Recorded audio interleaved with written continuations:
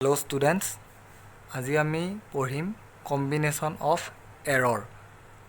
যেতিয়া কম্বাইন কৰা হয় দুটা বেলেগ বেলেগ মেজাৰিং কোৱান্টিটি আছে তাক যদি এড কৰোঁ বা মাল্টিপ্লাই কৰোঁ তেতিয়া এৰৰটো কেনেদৰে বাঢ়ে। এটা কথা সদায় মনত ৰাখিবা, এৰৰ কেতিয়াও নকমে, এৰৰ সদায় বাঢ়ি যায়। আমি আজি পঢ়িম কম্বিনেশ্যন অফ এৰৰ্ছ। কম্বাইন কৰিলে এৰৰ কি হয়। ধৰি লোৱা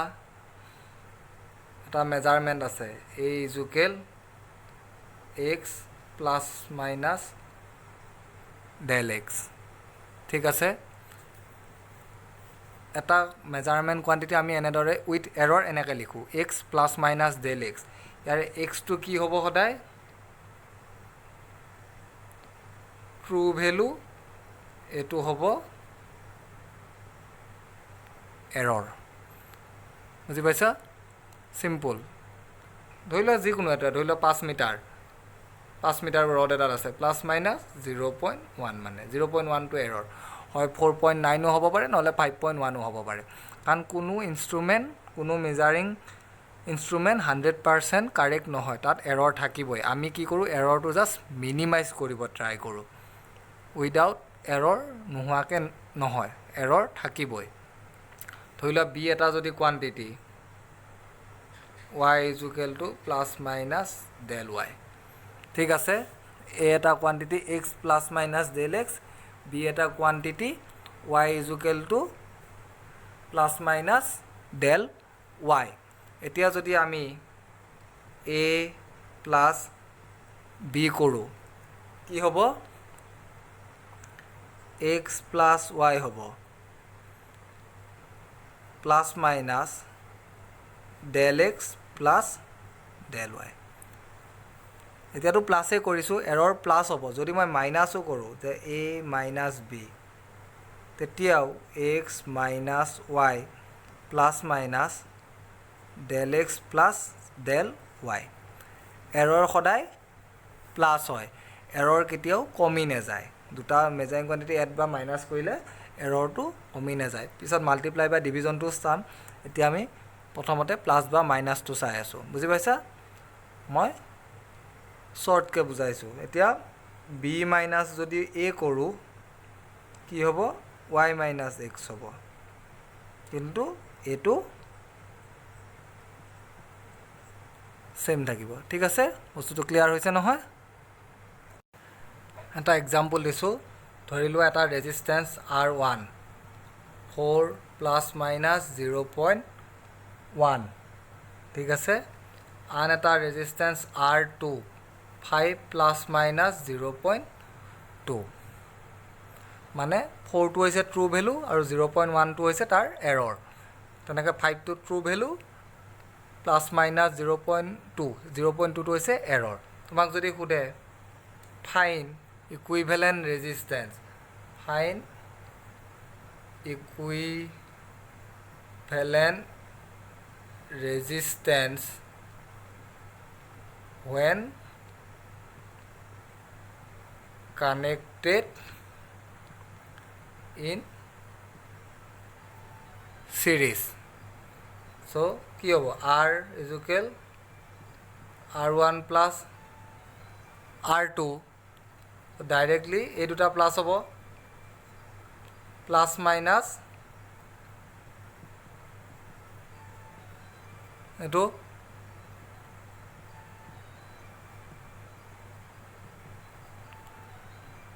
ঠিক আছে, এইটো হৈছে ইকুইভেলেণ্ট ৰেজিষ্টেঞ্চ। এনেকুৱা যিকোনো দুটা এড বা মাইনাছ কৰিব হ'লে এৰৰটো সদায় প্লাছেই হ'ব, কিন্তু এইফালৰ ট্ৰু ভেলুটো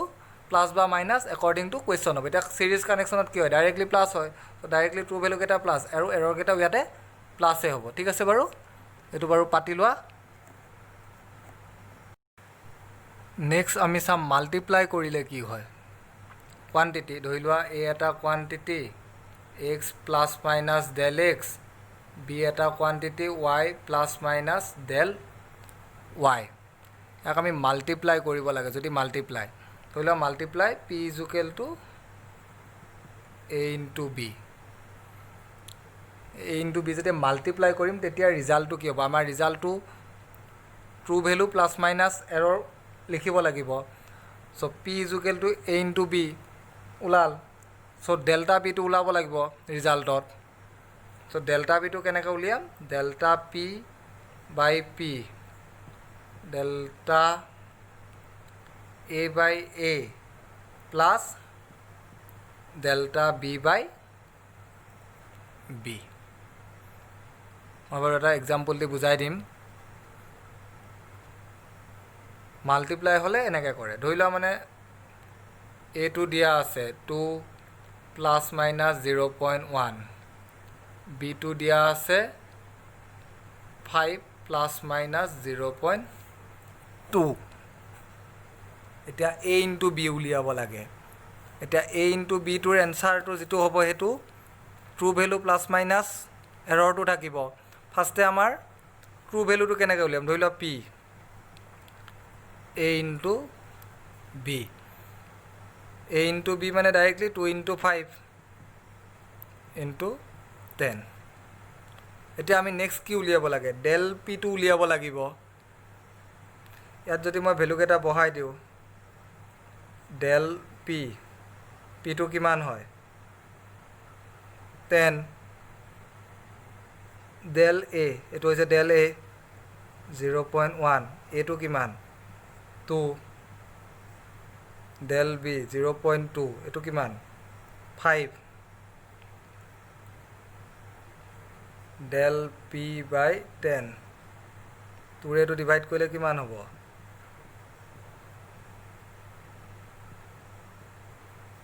ঠিক আছে 2 5 গুণ 10 চ' ইজুকেল কিমান হ'ব 0.09 চ' ডেল পিটো কিমান হ'ব 0.09 ইনটু 10 0.9 চ' ফাইনেল এনচাৰটো আমি কেনেকৈ লিখিম 10 প্লাছ মাইনাছ 0.9 এইটো হৈছে আনচাৰ চ' মাল্টিপ্লাই থাকিলে তেনেকৈ মাল্টিপ্লাই আৰু ডিভিজনৰ ৰুলটো ছেইম প্লাছ আৰু মাইনাছৰ ৰুলটো ছেইম হয় আৰু মাল্টিপ্লাই আৰু ডিভিজনৰ ৰুলটো ছেইম চ' এইটো তোমালোকে পাতি লোৱাচোন মই নেক্সট ডিভিজনৰটো দেখাই আছোঁ একেটা বস্তুৱে যদি ডিভাইড কৰিব লাগে P A by B A হ'ব ডেল পিটো same formula del P by P del A by A del B by B same কুৱেশ্যনত এতিয়া এ ডিভাইডেড বাই বি কৰিব লাগে পিটো এ ডিভাইডেড বাই বি এইটো কিমান হ'ব 0.4 ছেইম এবাৰ খালি পিৰ ভেলুটো হৈ গ'ল 0.4 বাকীখিনি same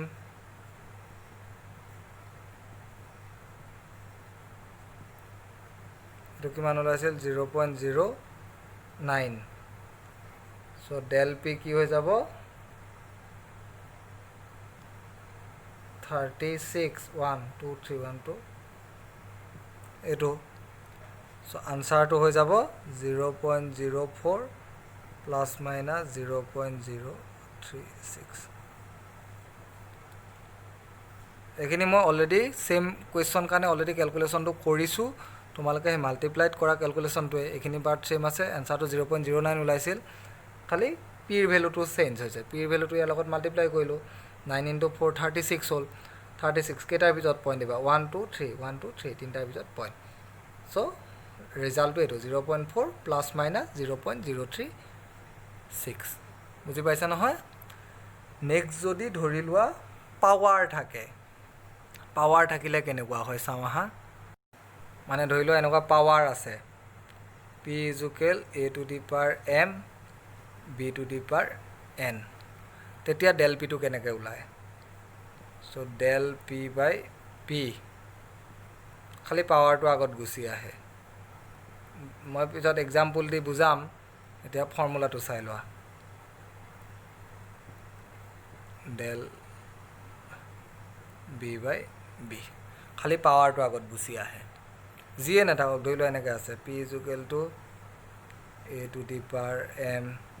B to the power N C to the power P D to the power Q তেতিয়াও ডেল পি উলিয়াব লাগে ডেল পি বাই পি খালি পাৱাৰটো আগত গুচি আহিব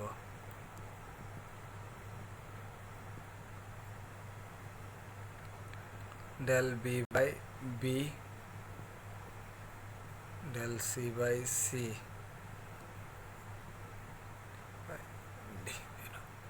চিম্পল পাৱাৰ থাকিলে পাৱাৰটো আগত গুচি আহে মাল্টিপ্লাই বা ডিভিজনৰ ক্ষেত্ৰত ঠিক আছে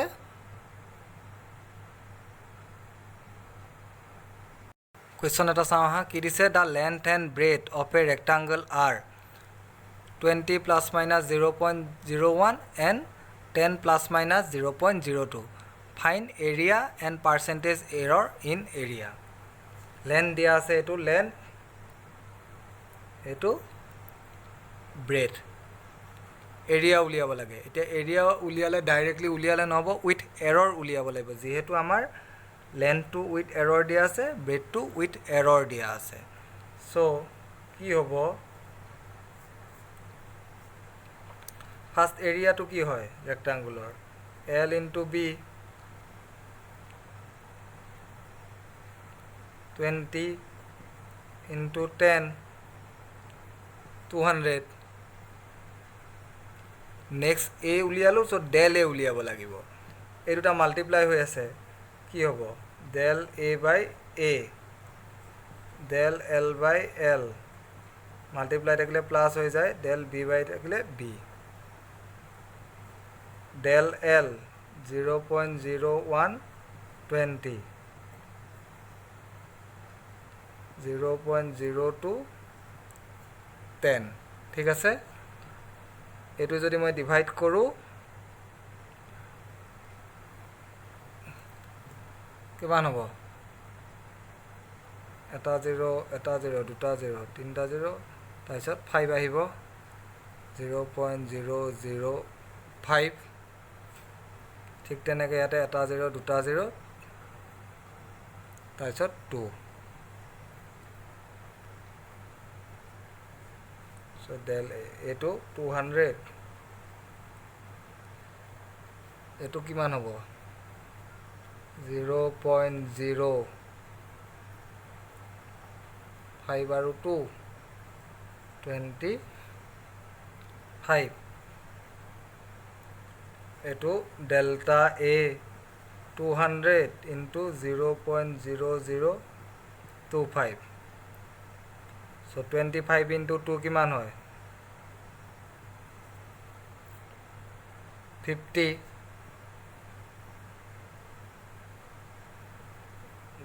এনেকুৱা হ'ব 200 25ৰ লগত ডাইৰেক্টলি মাল্টিপ্লাই কৰা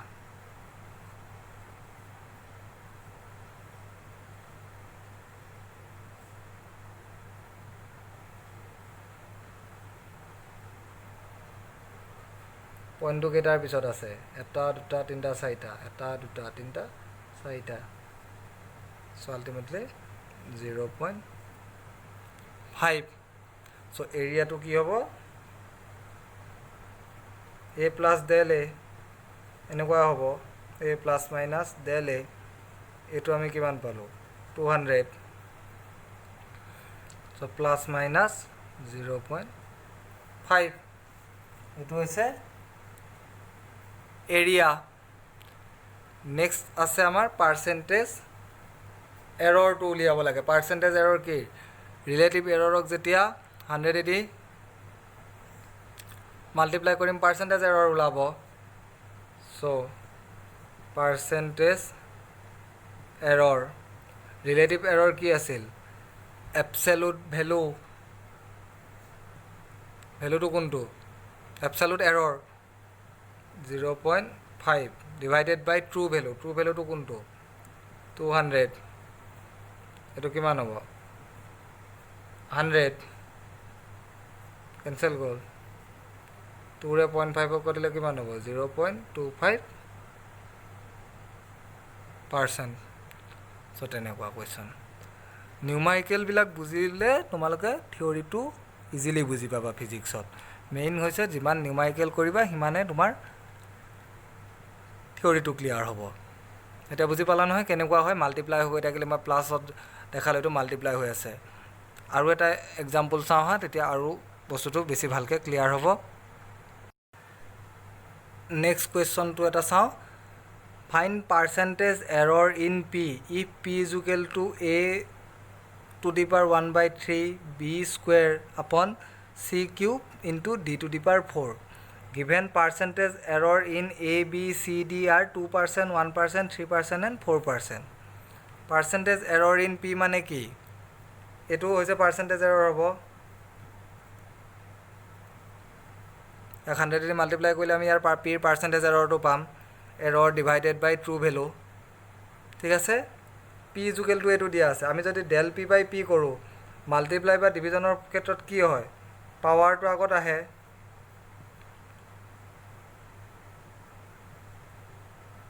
সদায় প্লাস হয় এৰৰ সদায় প্লাস হয়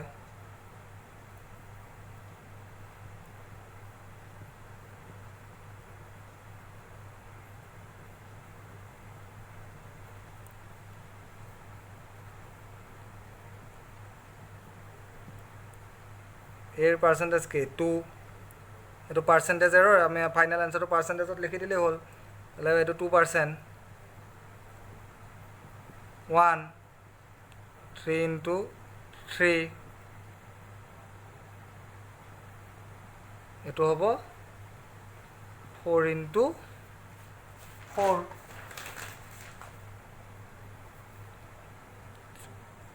2/3 2 9 16 এটো হবো 20 3 রে এটো দেখাই দিছো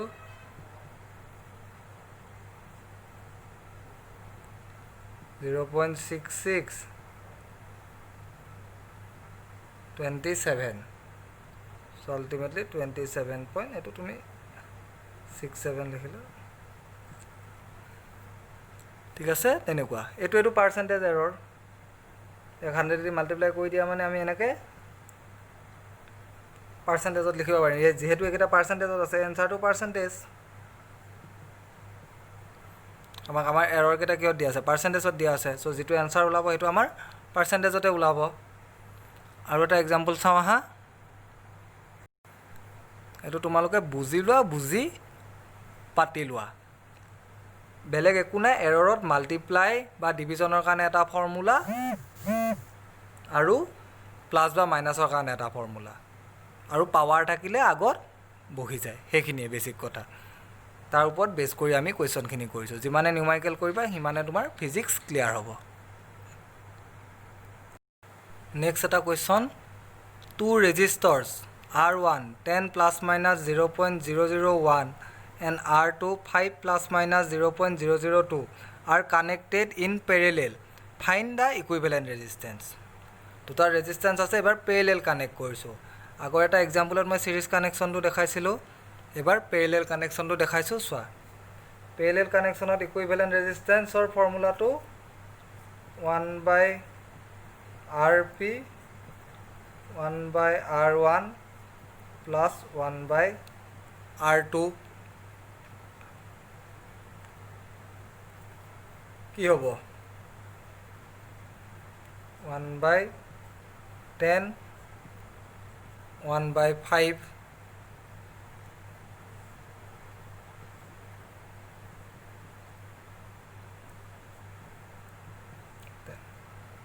so RP হবো 10/3 মানে 3.3 RP উলাই গল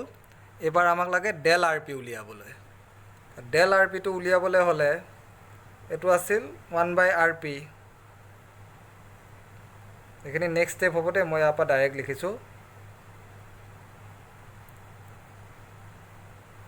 তেনে আৰু এবাৰ লিখি দিছো 1/RP is equal ইয়াৰ পিছত এখিনি হ'ব 1/R1 1/r2 এলচিএমটো কি হ'ব r1 ইনটু r2 ওপৰত কি হ'ব r2 প্লাছ r1 চ' rpটো কি হ'ব উল্টি যাব এই দুইটা এটাই টাৰ্ম ঠিক আছে ডেল আৰ পি উলিয়াবলৈ হ'লে এইটো ডিভাইড হৈ আছে মাল্টিপ্লাই আৰু ডিভাইড দুইটাই আছে so' del R P divided by R P কি হ'ব ডেল r1/r1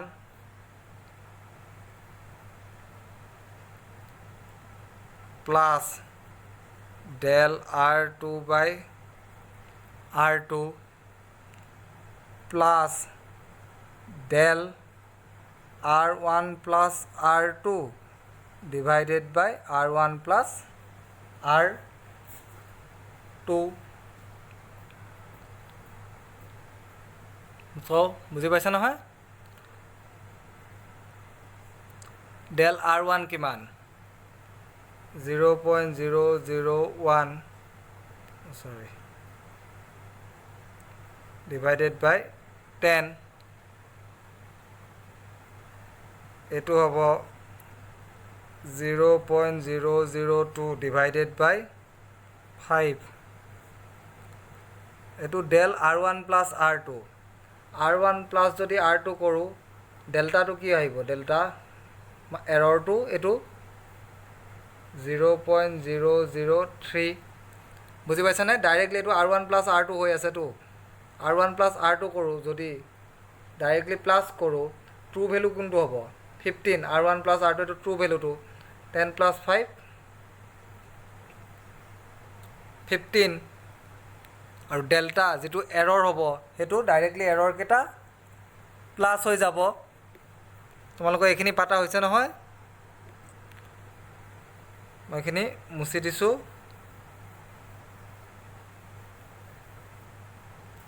সো ইয়াত এলসিএম টো কিমান হ'ব ডেল্টা আৰ পি বাই আৰ পি এলসিএম 10 5 15 এলসিএম হ'ব 30 সো এটো হ'ব 0.03 এটো হ'ব 12 0.012 15 to এটো 0.006 30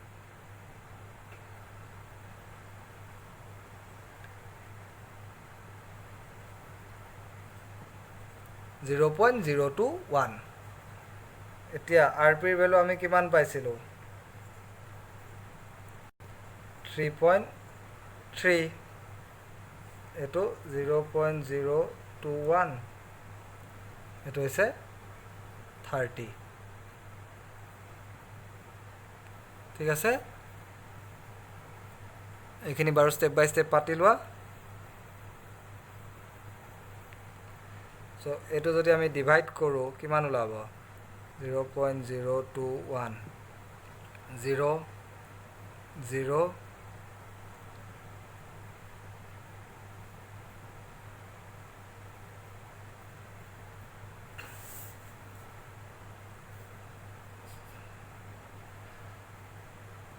0 0 ইয়াতো 0 তিনটা 0 তাৰপিছত হলে 7 যা so ultimately 0.007 so del rp is equal 3.3.007 multiply কৰি আমি কিমান পাম 0.00231